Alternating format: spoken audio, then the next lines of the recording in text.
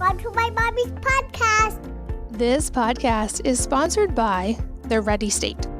If you're at all like me, you might have perpetual stiffness and pain in your neck and shoulders from years of working, carrying kids, and all of the demands of parenting. Or maybe like me also, you have sore hips from too much sitting or from several pregnancies.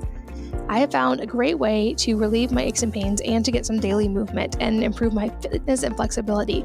And it's from someone I highly, highly respect, Dr. Kelly Starrett, and he's from the Ready State. If you don't know Kelly, you should. He is a mobility and movement coach for Olympic gold medalists, world champions, and pro athletes. He's the author of 2 New York Times best-selling books, including the famous Becoming a Supple Leopard, which has sold over 500,000 copies. He has over 150,000 hours of hands-on experience training athletes at the highest level, and he's a doctor of physical therapy who helps top companies, military organizations, and universities improve their wellness and resilience with their team members. So to say he's highly qualified would be the understatement of the century. He created a program called Virtual Mobility Coach. This program is easy to do from home every day, making it ideal for me and for a lot of moms, and it's something I can do with my kids. Every day, Virtual Mobility Coach gives you a fresh, guided exercise video. They show you proven techniques to help your specific issues that you have going on. If you're in pain, you can pull up a picture of the human body, click on what hurts, and from there, the Virtual Mobility Coach will give you a customized prescription to help you find relief based on movement. Second, you can find a library of soothing recovery routines in the daily maintenance section. And these are great for just working in movement throughout the day or as a wind down to practice self-care. And third, for athletes, Virtual Mobility Coach has an entire section of pre and post exercise routines for more than 4 dozen sports and activities that help you warm up before a workout so that there's a lower risk of injury or recover after so that you are less stiff. Right now, you can try Virtual Mobility Coach totally risk-free for 2 weeks without paying a penny. After that, you can save 50% on your first 3 months. Just go to thereadystate.com/wellnessmama and use the code wellnessmama, all one word, all uppercase, at checkout. So again, that's ready, R-E-A-D-Y, state, STATE.com/wellnessmama. And you can save half off your first 3 months when you sign up for a monthly plan.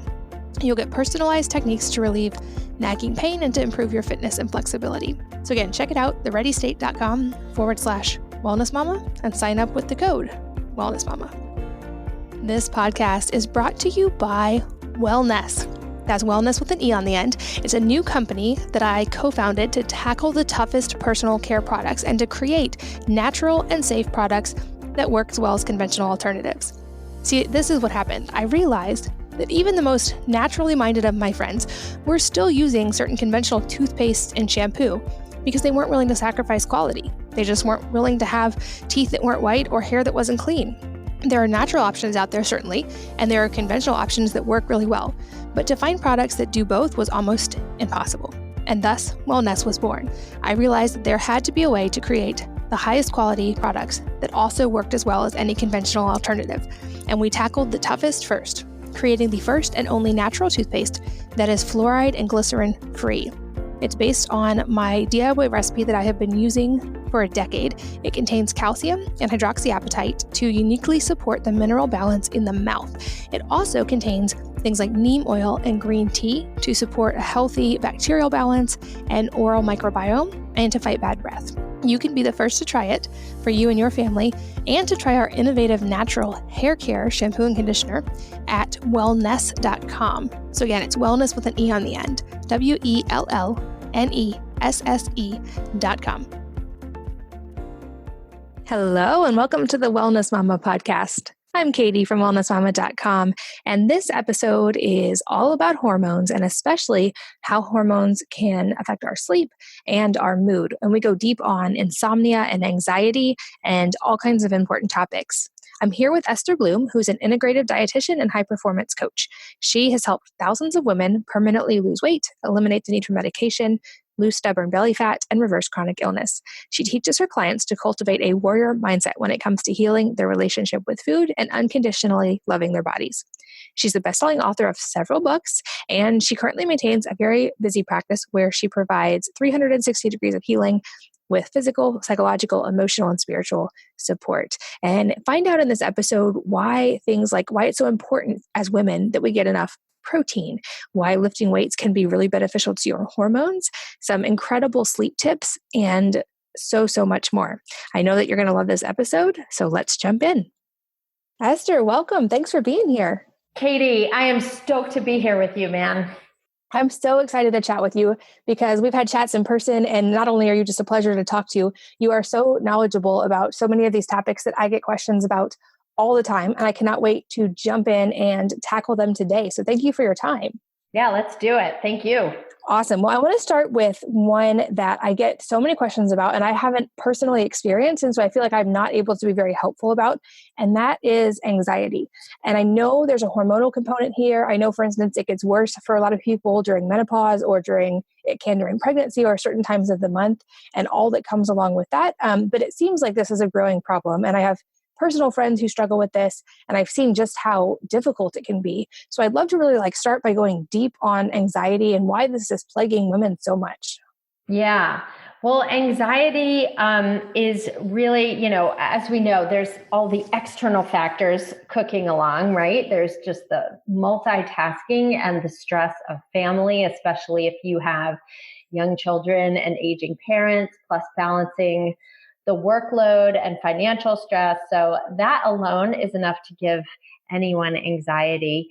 But in terms of hormones, especially if you are perimenopausal or postmenopausal, that's when I really see a spike in menopausal. It can also be, premenstrual, pregnancy, postpartum, and puberty, all of the P's, and they can give you a lot of anxiety. And so I'll just speak to menopause in particular because I work with so many women going through menopause. And there is definitely a link between perimenopause and hot flashes and anxiety, and high or low fluctuating estrogen coupled with low progesterone that can affect your serotonin and your GABA brain hormones for the worse.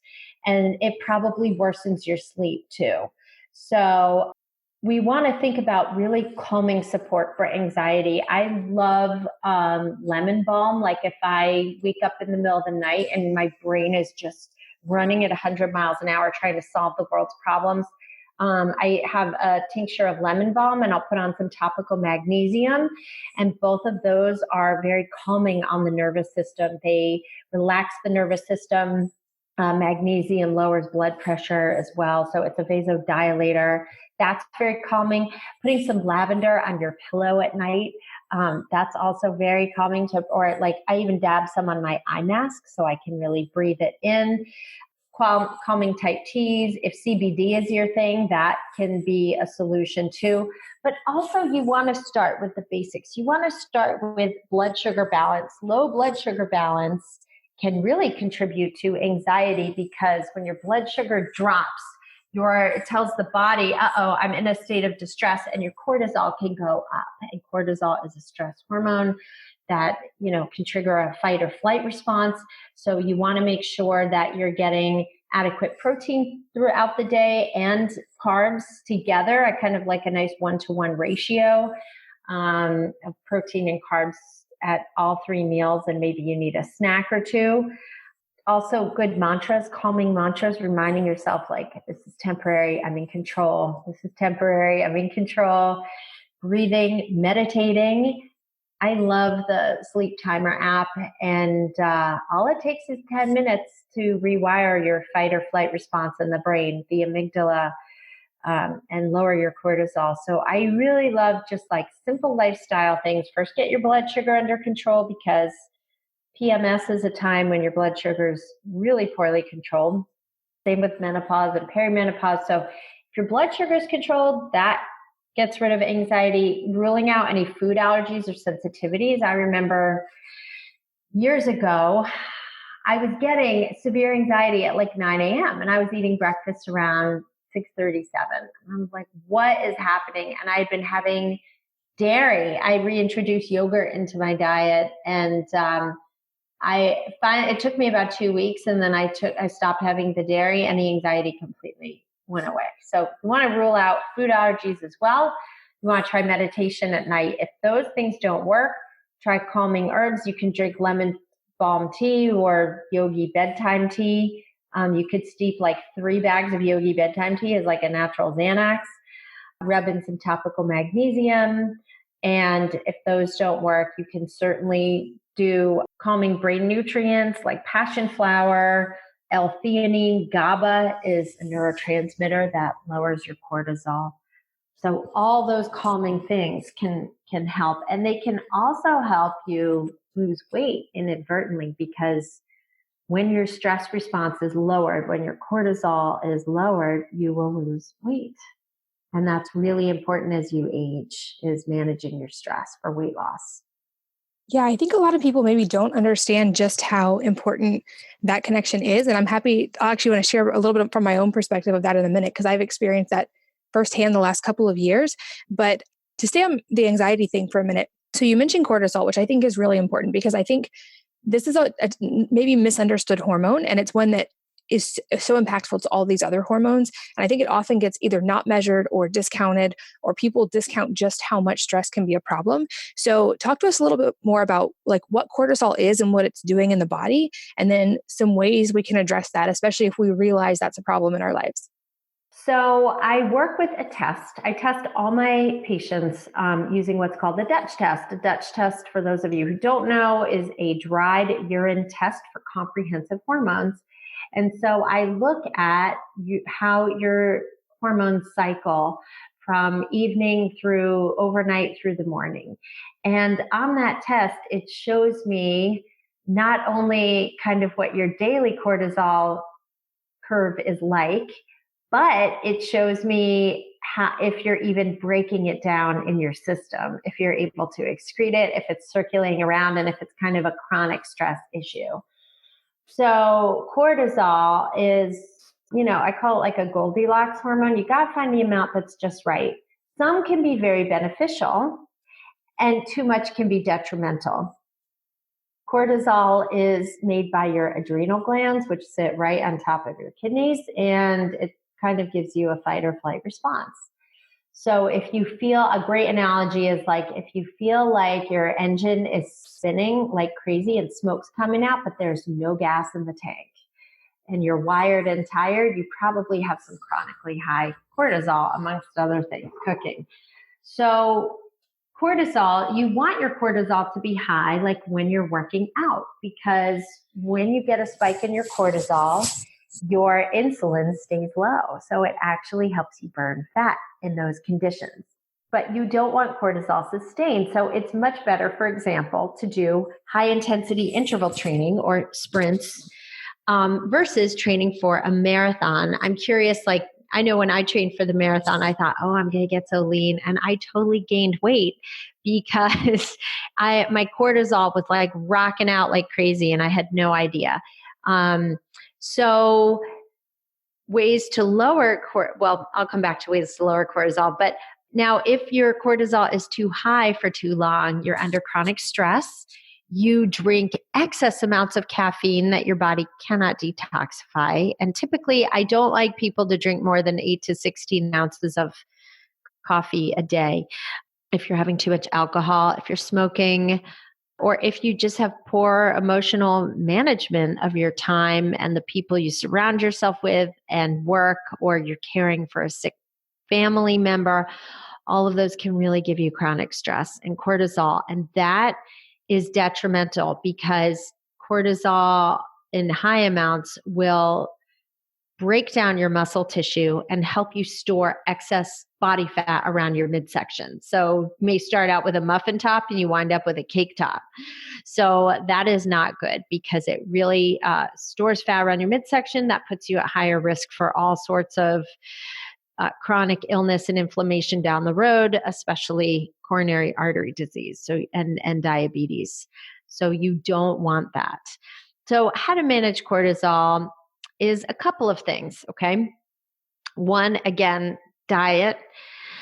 I love intermittent fasting for some people, but for a lot of people, especially when you're starting out and your cortisol is really high, I have people eating every 2 to 4 hours to kind of support the adrenals and let the body know it's not under stress and that it can relax and let go of excess body weight.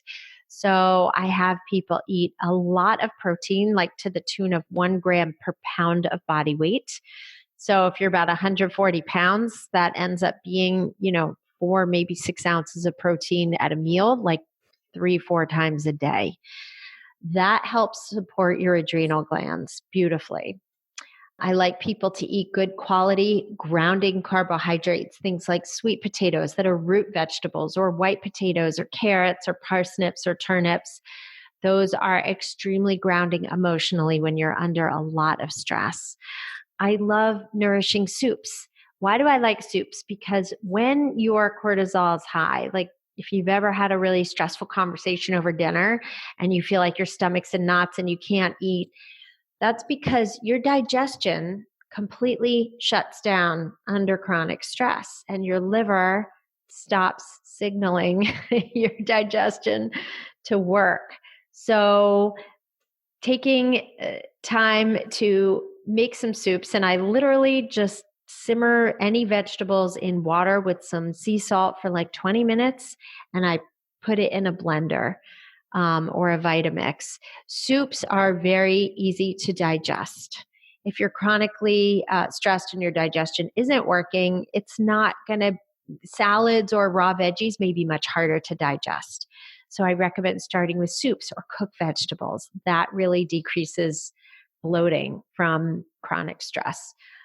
Meditation, as I mentioned, 10 minutes a day. You can do it any time of day. We all have 10 minutes. I mean, we spend an hour a day probably checking our phone. So we definitely have 10 minutes a day to meditate. Journaling your gratitude. There is a tremendous amount of clinical research on the benefits of just writing down 3 things you're grateful for, either at the beginning or the end of the day.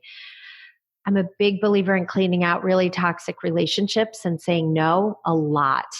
Just doing those things alone is a game changer, having really clear boundaries. And it took me, Katie, until, really my 40s to be very unapologetic about saying no to things and just, reconfiguring the relationships of my life.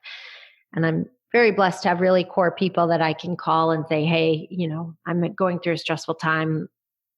Let's get together and meet and just laugh and relax. Baths. I love baths with Epsom salts too. Those are really, really calming. Do you want me to talk about supplements to lower cortisol, or what do you think? Yeah, so to just highlight a couple of things you said, I think you brought up so many great points, but the midsection fat thing, that's, I think something people don't realize is there's such a strong correlation. There's a link between, like you said, midsection fat and all kinds of problems down the road. In fact, I've read that even just knowing like your waist to hip ratio and having a certain waist to hip ratio is a somewhat a predictor of like cardiovascular disease and like other things that you mentioned. Same thing with blood sugar. I think that's another easy thing. We all have the ability to test, and many of us never think of it, but like I have a blood sugar meter at home, and I'll every couple of weeks test my fasting blood sugar just to see, because that's actually a really good predictor of health, and it tells you quite a bit about your body. So I love that you brought up those points, and things like soup, which has proline and glycine from the broth, like you said, are so nourishing to the body. So I think that's like such a comprehensive approach. But then certainly I'm sure are times when there is extra support needed. And maybe that's where the specific nutrients come in. I know I've read about studies with certain B vitamins and vitamin D, but what do we need to know when it comes to anxiety and other nutrients? Yeah, well, anxiety. So the other reason why, and this is not a commercial for the Dutch test, but it's just to show you the importance of testing, is I look at neurotransmitters in the brain. And this is the most fascinating thing I have learned. Okay.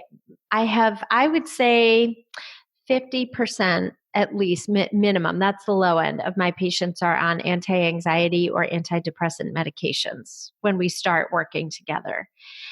And the majority of the time, those medications are not working. The neurotransmitters that people have or show me on their Dutch tests are still low, even though they are taking these antidepressants.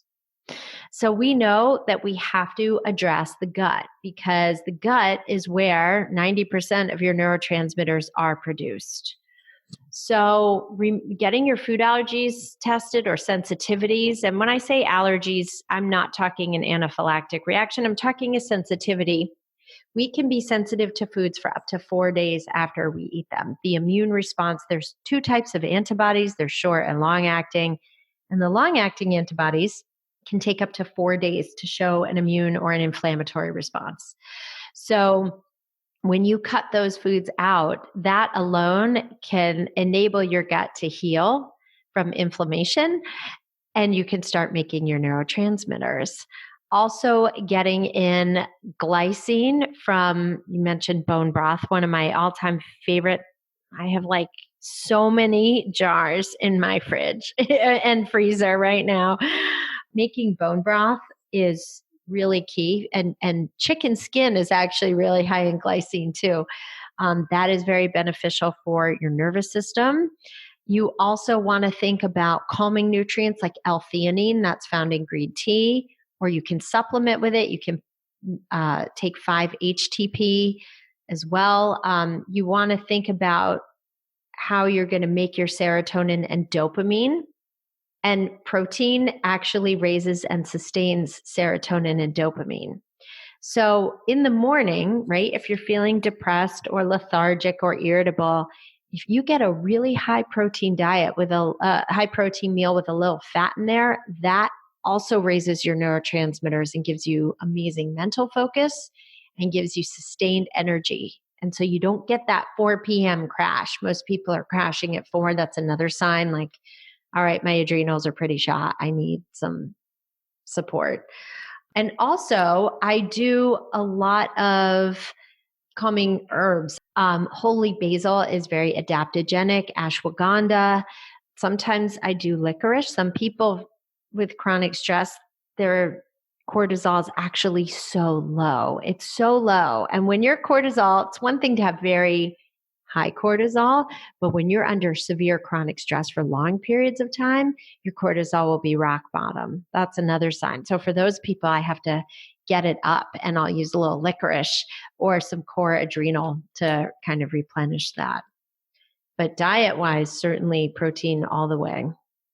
That's another great point. And I think one, just to reiterate, is it seems like a lot of women are scared of too much protein, or it's just not something that we consciously think to get enough of. And the number you mentioned, for instance, like in certain phases, getting 1 gram per pound of body weight is probably, I would guess, more than most women just naturally eat, right? But there's so many benefits to this. And is that something that most women can do, is just be conscious of our protein intake? Is that relatively beneficial to hormones in general? Yes. So, and I want to address that because I want you to know this is all science and research based, and I have no personal agenda. I have been vegan before, and I have a lot of clients who need to be vegan for a while to kind of heal up a fatty liver. But eventually, I don't have any problem with a vegan diet short term. Long term, okay, women especially have a much harder time balancing hormones. It's very difficult to go through menopause for a lot of women on a vegan diet. And so protein really supports the adrenals so that you can keep producing estrogen and progesterone. A lot of the menopausal problems happen when the estrogen and progesterone and testosterone start to tank. And that's when we get hot flashes and anxiety and irritability. So yes, there's so much research I've done on protein. And what most doctors won't tell you is that you're going to start losing muscle mass when your hormones drop, especially if you're not eating enough protein and you're not lifting weights or doing some kind of yoga or body work, some kind of strength work in there that stimulates your muscles. So getting enough protein is key because when you lose muscle mass, you subject yourself to a risk of falls and bone fractures as you age, but also you put yourself at risk for dementia. So there's so much research out there that shows dementia is type 3 diabetes. And without enough protein, it's really hard to regulate your blood sugar. So There's also, I wrote the book Cave Women Don't Get Fat, which is a paleo diet book for women. And because the question I always got was, well, isn't protein going to help your kidneys excrete more calcium? Doesn't that contribute to bone loss? That's absolutely false, unless you are already in kidney failure or have severe gout and really have to watch your protein. For most people, your body adapts to the higher intake of protein. And as long as you're getting enough water and eating vegetables, you can eat a very high protein diet. And in fact, you will need more as you age. It's a myth that you don't. But I like protein because I feel like it supports your hair and your nails and your skin. And to me, I want to look a lot younger than I am biologically. So I like eating a lot of protein. My favorite beauty and brains protein is actually wild Alaskan salmon. And I buy it from Vital Choice, who I know you know, Randy too. I love him. Wild Alaskan salmon has a neurotransmitter, has DMAE, it's dimethyl amino ethanol, and that stimulates neurotransmitter production in your brain and also underneath your skin. So it supports the contours of the muscle in your face. We don't look old because we have wrinkles. We look old because we sag. And so wild Alaskan salmon combats that. It has astaxanthin, which is an incredibly potent antioxidant. It is what makes salmon pink. It's the red algae that salmon and pink flamingos eat, and crabs. And it also has a tremendous amount of omega-3s, which again, hydrate your skin, make it look very luminous and support brain function. And it has vitamin D. So it's really, to me, like beauty and brains. It's kind of a facelift in your fridge, really. I love that. And I think another important point to highlight here is that eating enough protein will also not cause you to gain weight. Because I think that's another fear that women have is like, because, bodybuilders eat a lot of protein or men eat a lot of protein. If I eat a lot of protein, it's going to make me gain weight. I know that hasn't been my experience, but I just would love for you to speak to that as well. So women are so afraid of bulking up. I hear this all the time. Like, I don't want to lift weights. I'm going to bulk up. First of all, you have to eat a lot of calories to bulk up. You can't bulk up on a low calorie diet, number one.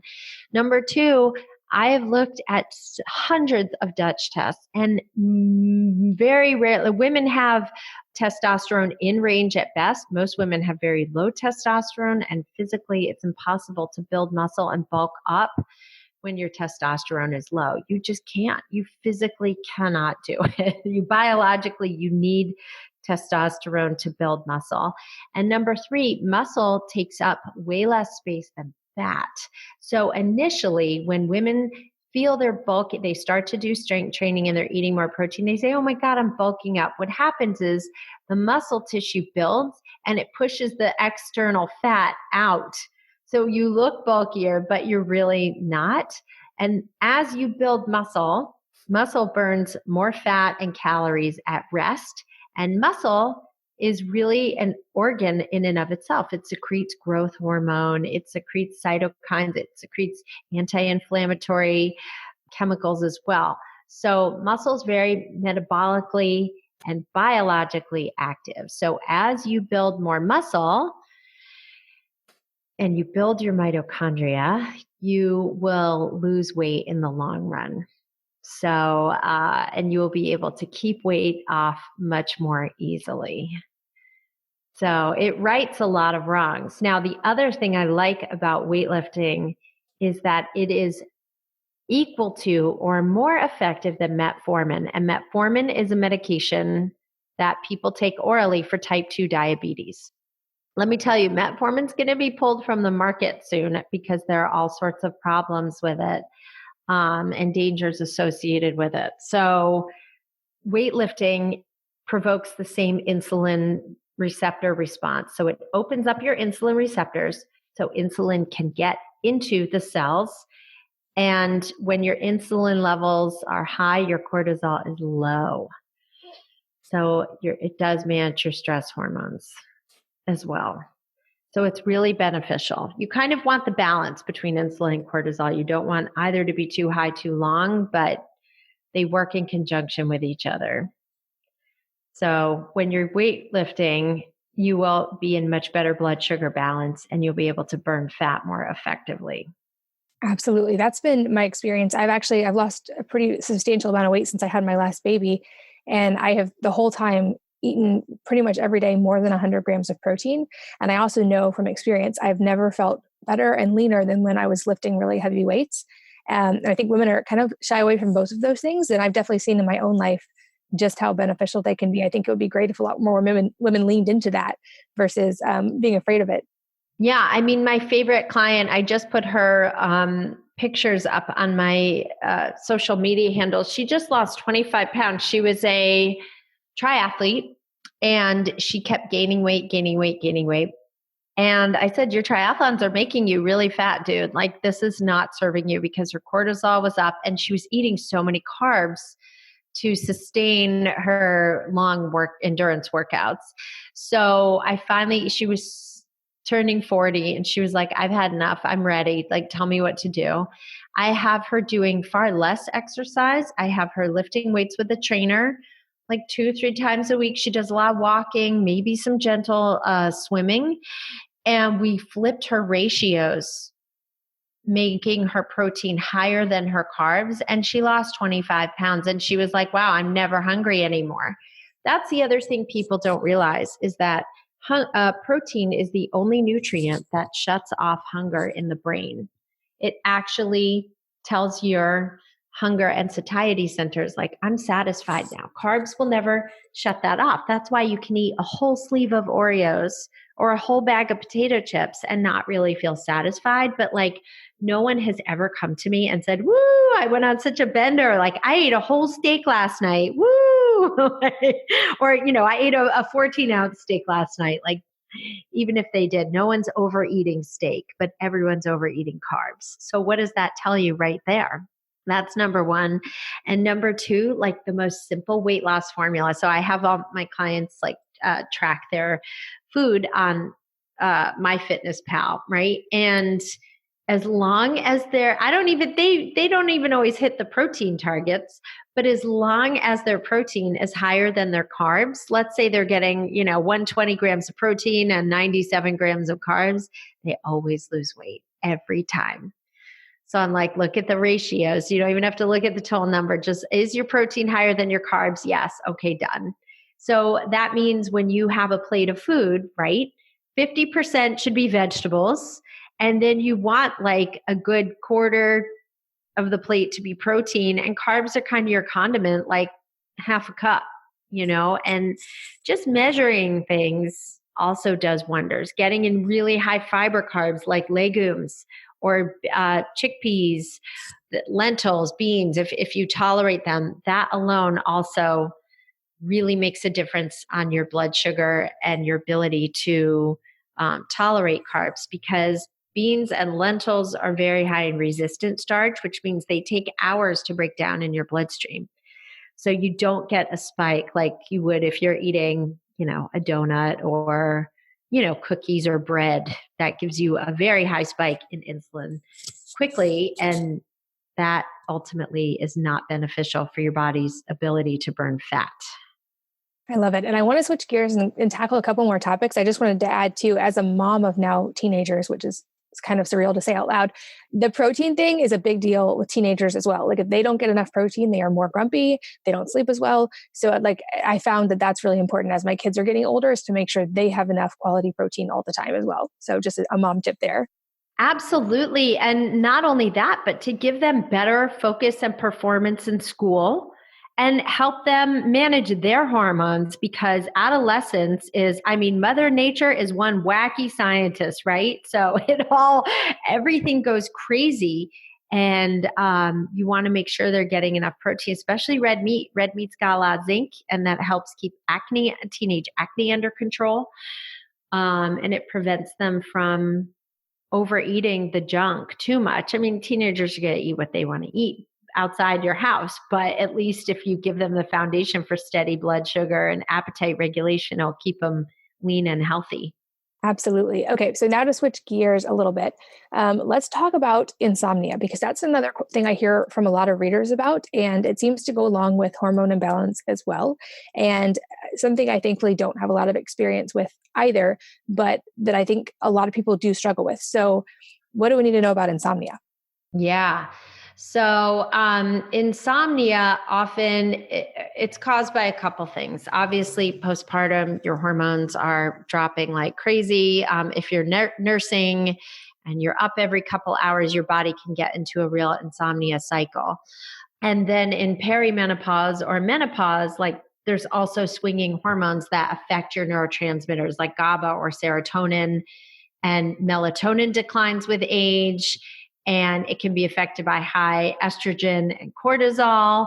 It could be a thyroid change. It could be low progesterone. And of course, there's all sorts of blood sugar imbalances. So let's start with the foundation, okay? And I am an expert in insomnia because I am just getting my sleep back now. My son is 12 and a half, and I went through like horrible, like debilitating insomnia.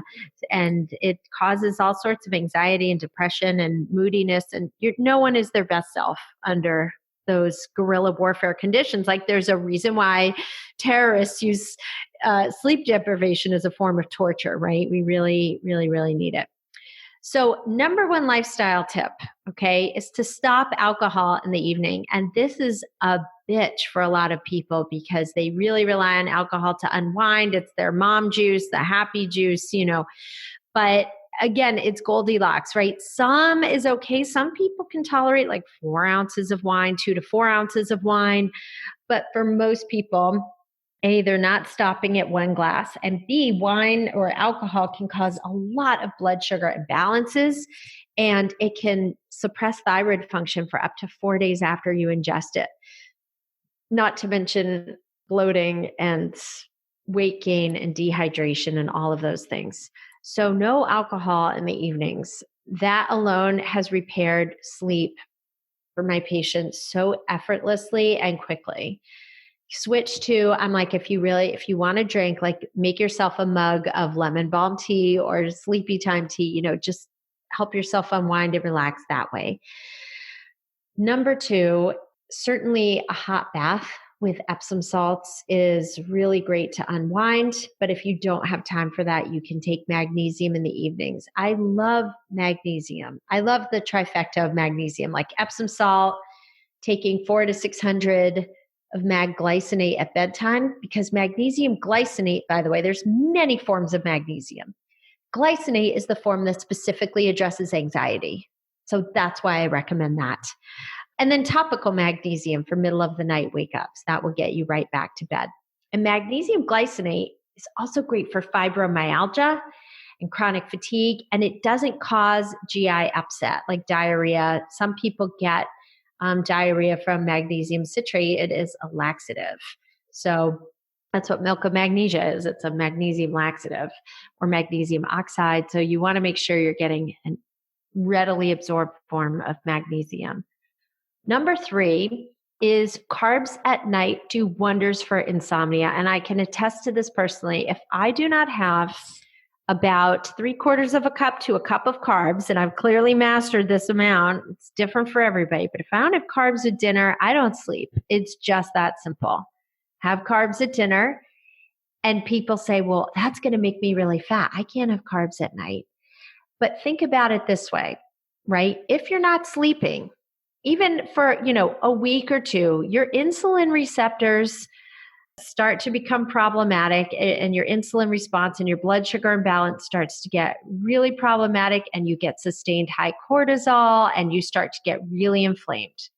So imagine you're not sleeping and you're totally in an inflamed, imbalanced blood sugar state versus, so you're going to gain weight anyway, versus having carbs where you have solid sleep, and sleep is the time you do your repairing. So imagine you have some carbs, you sleep, you're making your growth hormone, your blood sugar is normal, you're actually going to lose weight. So you want to make sure that, you don't throw the baby out with the bathwater, and you step back and look at the big picture and say, what do I need to do to sleep? If it takes a little carbs at night, you're not going to gain weight. You're actually going to improve your body composition. Another thing you want to look at, and this is great, another great reason to do a Dutch test, is you want to look at your progesterone. Okay. As your progesterone levels fall, you want to make sure that you are getting enough progesterone. And this may mean supplementing orally or with a topical cream, because progesterone does wonders for repairing sleep. So if you're in your 40s, you're hitting perimenopause or menopause, you are absolutely a candidate for some progesterone replacement and progesterone therapy. And that can reduce anxiety and really help your sleep. Lifestyle wise, also, you want to make sure you sleep like a cave woman. You want to make sure there's no blue light or cell phone technology next to your head. There is clinical research that shows that sleeping with a cell phone next to your head or within 10 feet can raise your cortisol levels while you sleep. So you do not want that. You want to make sure the room is dark, a sleep mask if necessary, earplugs, a white noise machine. You want to make sure there's no blue light technology, no TVs, no routers near your bed, nothing technology related. And you want to make sure you're in a cool room. It's very important, especially if you're prone to night sweats. You can sleep on a cooling mat. Just Google it. You'll find it. But you want to make sure your body temperature is low. It's great to sleep naked or in very low clothing with a warm blanket, but keep the air temperature cool or use a fan if you need. All of those can promote really great sleep and help with anxiety. I love all of that. And especially the carbs at night. That's another one that, like the protein, I feel like just because of all the dietary dogma out there, women have gotten afraid of pretty much every macro out there. Like there's reasons to be afraid of fat, reasons to be afraid of protein, reason to certainly be afraid of carbs. That one has gotten some heat.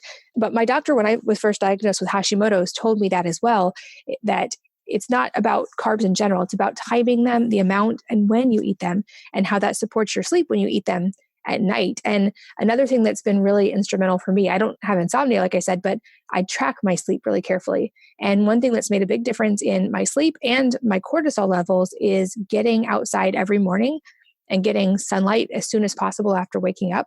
So my husband and I have this ritual of we'll get up and we'll drink either coffee or tea or just lemon water, whatever it may be, on our porch in direct sunlight. And even if it's a cloudy day, there's such a wider spectrum of light in sunlight than there is in our house. And so that signals light receptors in the eyes and on our skin to have proper circadian rhythm. And I've noticed a huge difference in my sleep when I really commit to doing that regularly. But it makes sense. Like I think insomnia, like we were talking about before, when it comes to anxiety, it's a broad spectrum approach. And it's when you address all of those factors that you really can kind of get to the root cause versus just trying to play whack-a-mole with symptoms.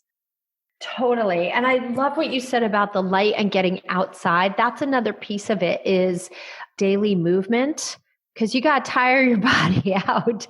So exercise first thing in the morning versus at night, because for some people, exercising too close to bedtime really triggers insomnia. And if nighttime's the only time you can exercise, I recommend yoga, because it is stimulating for your muscles, but also relaxing and calming, and can put you in a real alpha wave state when you dream at night. Awesome. That's a great tip as well.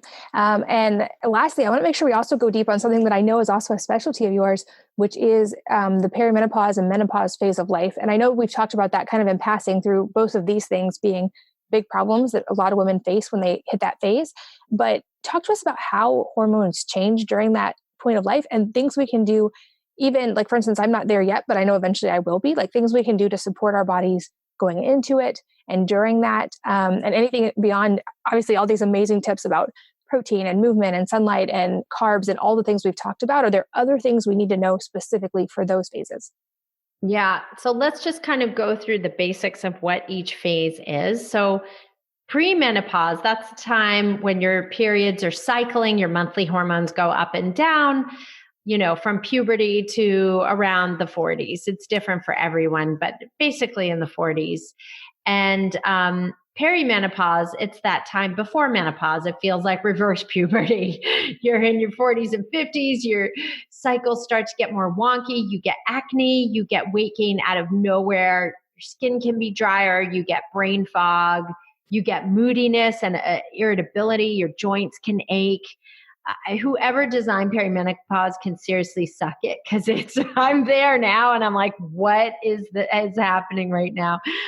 And then menopause, it's defined as 12 consecutive months without a period. You can still be symptomatic, but your period isn't doing it. So with perimenopause, right, all the follicles in your ovaries have been declining in time. And so the cells that are making the hormones, estradiol and progesterone and testosterone and DHEA, are declining.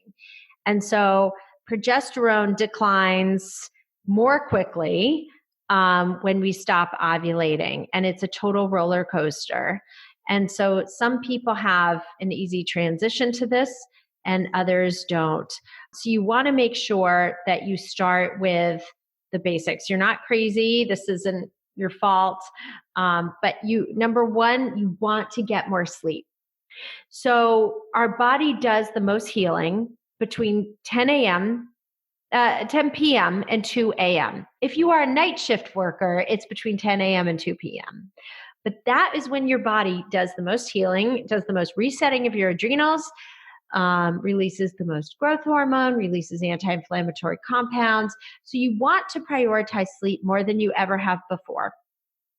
Sleep hygiene means you go to bed around the same time and wake up at the same time. You get in bed, you're not on your phone till the minute you get in bed. Technology gets shut down by 8 or 9, you're in bed by 10. Let's say you're someone right now who goes to bed at midnight, start working towards 11:30 and then 11, and, make it a progressive change. And getting in more sleep, look at your sleep habits, look at if you're snoring. Most women also, this is not well known, they develop sleep apnea in menopause because of falling estrogen levels.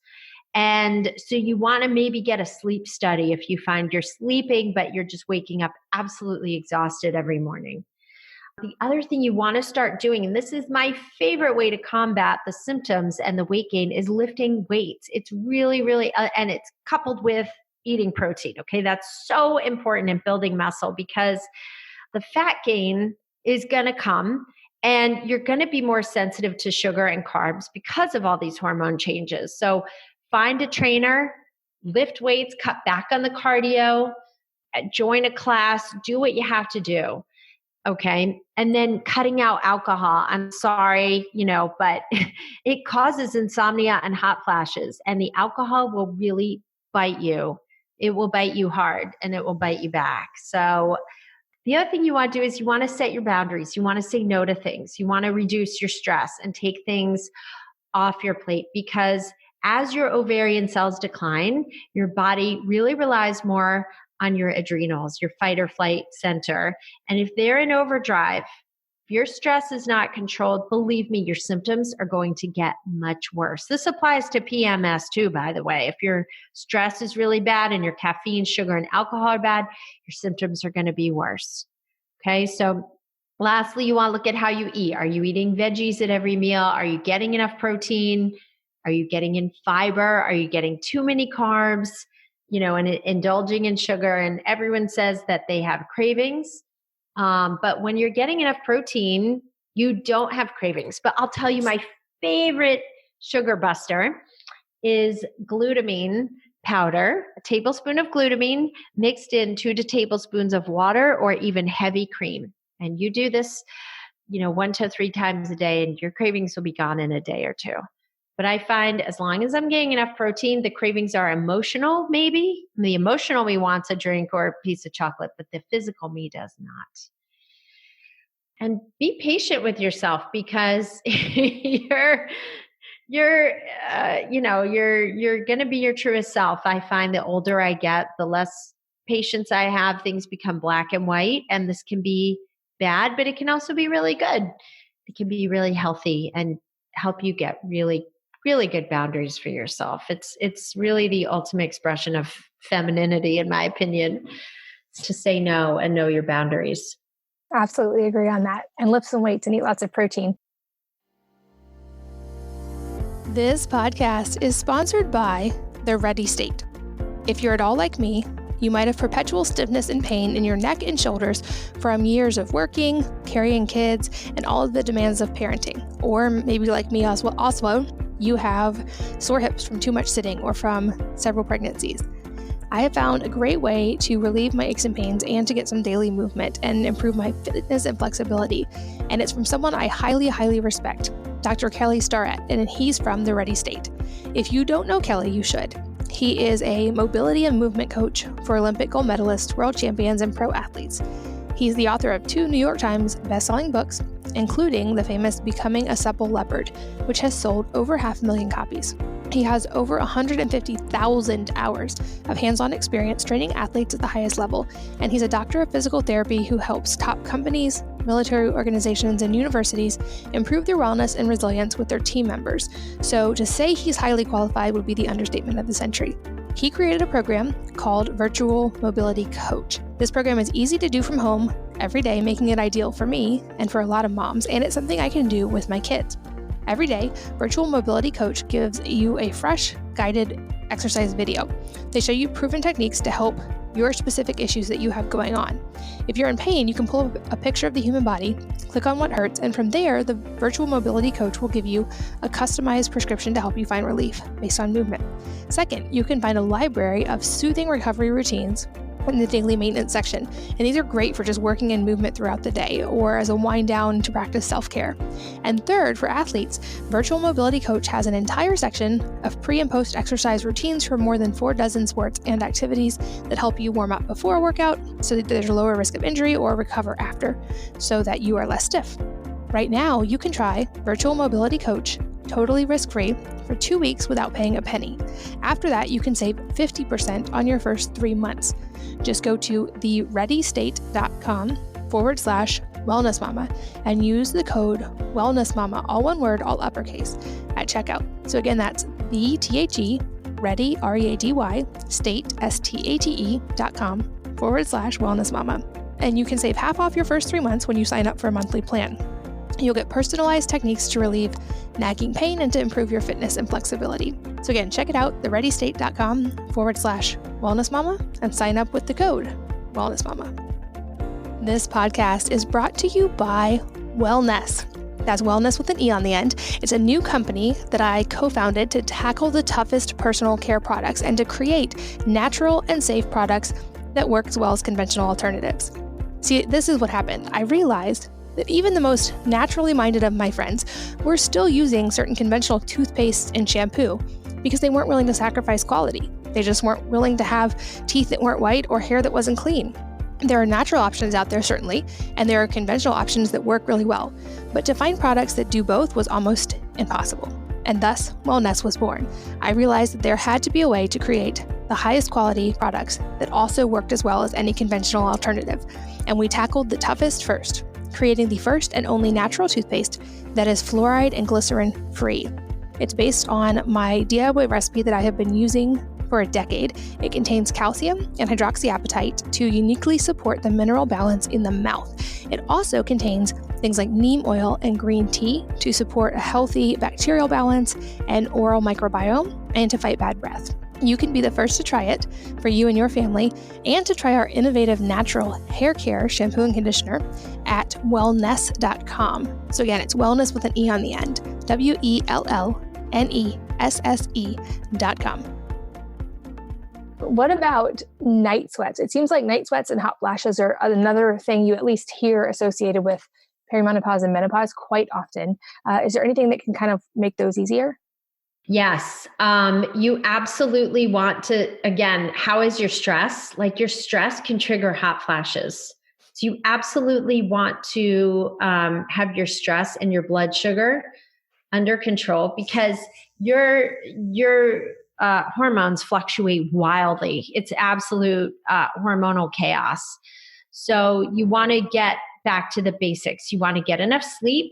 Maybe you want to consider herbs like black cohosh, red clover, there's motherwort, there's maca, there's valerian and dong quai. You can choose any one of these and start there. If you're really sweating a lot, you can take sage and rhodiola. These are adaptogenic because those dry you out, which you want. You want to be drier if you're sweating all the time. My favorite is vitamin E. You can take 400 to 800 IUs per day. That is wonderful for hot flashes.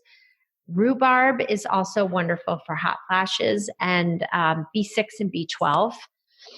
And lots of adrenal support, breathing, yoga, meditation, acupuncture is amazing. And yoga, there was a great study I read. It was like the New York Times published it. It was at least 10 years ago. And it was saying how yoga combated menopausal symptoms, like as well as any herbs or nutrients. And the bottom line is this, right? Supplements and herbs and nutrients are helpful. If we all manage our stress better, we would not need half of these supplements that we need. So, and it's more time consuming, right? It's harder. It's hard. It's so much easier to just take a pill, Katie. I would much rather take 20 supplements than have to meditate, because I'm like, one more thing to do. But you know what? I'm such a better human for it. And it's like, when I feel better, it's worth it to keep putting that in. It's not woo-woo. We're just trying to calm your ass down, lower your adrenaline, get a fan, watch hot, spicy foods. Maybe a sauna is not for you at this point in your life. And lastly is I love fiber, like chia seeds, because fiber binds, if you're very high in estrogen, fiber will bind that and pull it out. And it's just very gut friendly. And last but not least, like maybe you need some hormone replacement therapy. That can really be helpful for hot flashes too. And I'm not averse to that at all. Awesome. So many practical tips. I love it. And we're getting near the end of our time, but a couple questions I love to ask are there any other things that are kind of like misunderstood about the work that you do and everything that you teach? Yes. People think you have to be perfect to get results, and you don't at all. You never have to be perfect to get results. So people are so worried, like they're never, when we start working together, they're like, oh my God, I can never have a drink and I can never have chocolate. And false. I actually reverse engineer that. So as much as I don't like people to have alcohol too much, I understand it's very much a reality in life. And occasionally I have alcohol too. So I'm like, reverse engineer it. Look at your carb intake, right? If you're going to have, a glass of wine at dinner, watch out for your other carbs, or build it in, or get in a workout, or make sure you're hydrating, or make sure the next day your carbs are lower. So I teach people to really build in balance. I think also people think that I really bring a lot of practical common sense. I don't like to do anything extreme. I rarely, I really never had. I have one client who was on a keto diet because she asked me if she could. And I said, you're welcome to try it. I don't think it's a fit for you. And within a week, she was like, I can't stand it. I don't feel good. I really don't want people on unsustainable things. It's like, I compare it to a one night stand versus a marriage, right? Or, one night stands are very sexy and fun, and, they can be great for a lot of reasons, but long-term, you kind of want the marriage or the stability in your life. So I really try and build people's diets around their life versus trying to get them to follow a diet where instead of them revolving their entire life around the diet, I revolve the diet around their life, meaning I try to make it as simple and effortless and lifestyle based as I can and meet people really where they're at. Awesome. And lastly, any books that have been really impactful for you that you would recommend to others? Well, I love my books. I would start with Eat, Drink, and Be Gorgeous, and work your way up to Cave Women Don't Get Fat. I really love, oh my God, there's so many. I love Jolene Brighton's book, Beyond the Pill, Jade Teta, the Metabolic Effect books. I really love, oh my God, there's so many. The Whole Soy Story, written by Kayla Daniel, that has like all the published studies on the negative effects of soy and how it's just a big money-making industry. I love Seeds of Deception by Jeffrey Smith, talking about the impact that GMOs have had and how they're impacting our health. I feel like those are real game-changing books. And Charles Poliquin, also, all his German body composition books, he really taught me some incredible foundations of strength training and eating. And they're very funny. So Those are all really good books. Amazing. Those, I'll make sure all of them are listed and linked in the show notes at wellnessmama.fm, along with, of course, your website and ways people can get in contact with you. But for anyone who's just listening right now, where can they find you online and learn more? Okay, so I want to give your listeners a special offer. You can find me on social media, under Esther Blum. You'll find me on Instagram, Facebook. My website is estherblum.com. And if you go, for your listeners, Katie, if you go to estherblum.com/call, CALL, for the first 12 people who reach out to me, I'm going to give them a $500 value offer. And that is a strategy session with me. This is a 30-minute call, 3 specific tools that they can learn to lose 10 pounds this month. So it's a wonderful gift. It's estherblum.com/call. That's incredible. Thank you so much. And I'll make sure that's linked in the show notes as well. So if you are exercising or driving, you can always go to wellnessmama.fm and find any links that we talk about. But Esther, thank you so much. I knew this would be a super practical and amazing conversation that would help a lot of people. And I think you just hit it out of the park. So thank you for your time. Thank you so much, Katie. And thanks, as always, to all of you for listening and for sharing your time with us. We're both so grateful that you did. And I hope that you will join me again on the next episode of the Wellness Mama podcast. If you're enjoying these interviews, would you please take 2 minutes to leave a rating or review on iTunes for me? Doing this helps more people to find the podcast, which means even more moms and families can benefit from the information. I really appreciate your time, and thanks as always for listening.